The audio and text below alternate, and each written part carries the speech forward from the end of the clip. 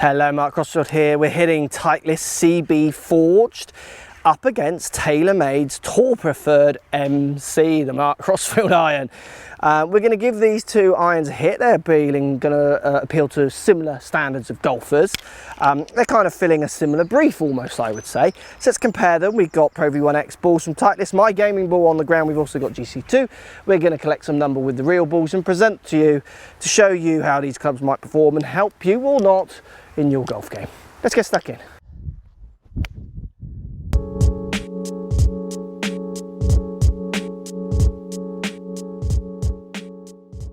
Right guys, Titleist CB forged 714 hitting up against TaylorMade Tour Preferred MC.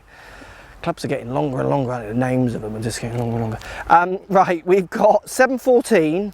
You get a slight little kind of cavity with muscle barring at the back. 714 represents the model number. It's a grade of steel which is high as the world can see, exactly the same as you get in Tour Preferred. Now, forged in the Titleist, not forged in the longer irons of the MC, only the shorter irons are forged. MC also has a slight undercut cavity, little cavity with a little bit of muscle barring at the back. You get speed slot in TaylorMade, so they load it with tech even though it's kind of players irons, where Titleist go more for a classic kind of tour proven looking and feeling iron. Now we're going to collect some numbers with the GC2 HMT or GC2 down here on the floor to give you some numbers off the both.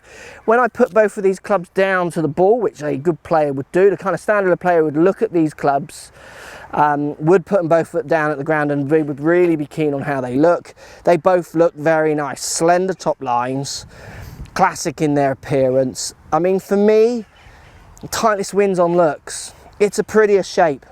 It's a little bit more curved off at the toe, which I prefer, a little sharper curve on the TaylorMade. It looks, even though it isn't, a slightly squatter head length, which I like on the Titleist, where the TaylorMade is that fraction longer. That's my feeling. Some other people might put it down and go, that's too rounded on the toe and the neck is too the head is too squashed. I like a longer head. You see what I mean? You've got to put them down and test them. Soles on these two clubs are almost identical. Now I've got a 6 and a 5 as the closest I could get my hands on to compare, but before the number police are on to me, oh, he ain't got the same clubs in his hands.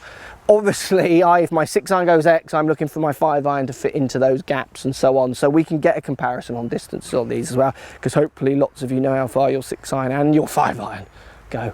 Possibly. Number police, just calm yourselves down. Right, so we're going to see as well what the speed spot can do. Obviously I can't really show you that, you need to use their data, but we can talk about it. Let's try TaylorMade Tour Preferred MC first. Definitely down by the ball. It is a classic, good players, better looking players iron. You're going to see these on the telly in players bags. It's everything they want, next to no offset, good looks. Let's see what it feels like. So it feels soft, it makes that dampened sound, which makes you feel like it's softer. It gives a nice ball flight, feels like it's slightly lower. Like I feel almost like for a 5 iron on this, I have to almost help it up. But obviously I'm not the strongest hitter in the world, so that's why I use actually quite different clubs to this now. Let's give this another hit. I ripped that and it feels lovely. If you hit any club out the middle, to be honest with you, it feels nice. Is that the club, or was that just the fact that I nailed that out in the middle? Speed slot, what it does, TaylorMade present numbers and say it does a lot.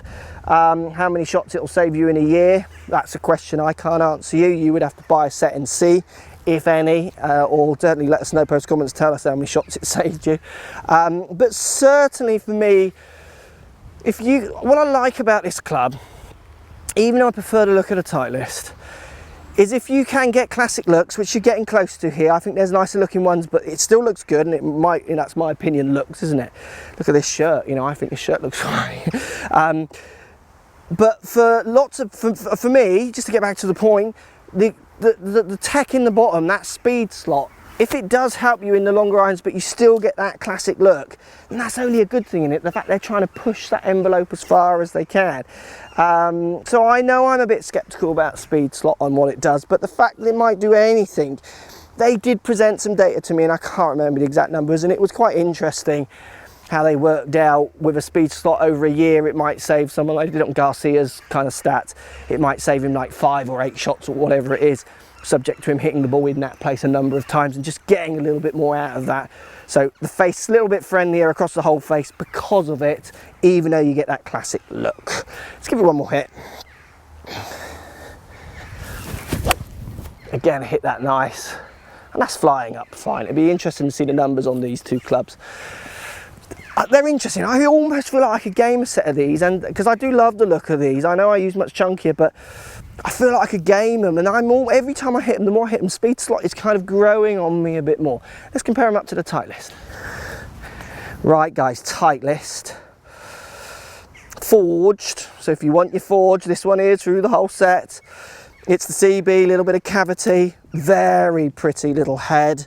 You know, Titleist have been making this club for years and making it well. They know what they are doing and what their players want with this kind of club. And this wins on appearance for me, no questions asked. Let's give it a hit.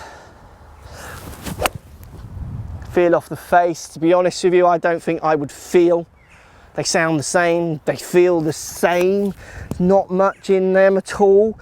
Blindfold me, he gave me the old scientific test that I did with Gorilla Runts, blindfolded, and can't hear. I don't reckon I would tell the difference between these two. Let's give it another hit. Definitely down by the ball. This is the one that's appealing to me more.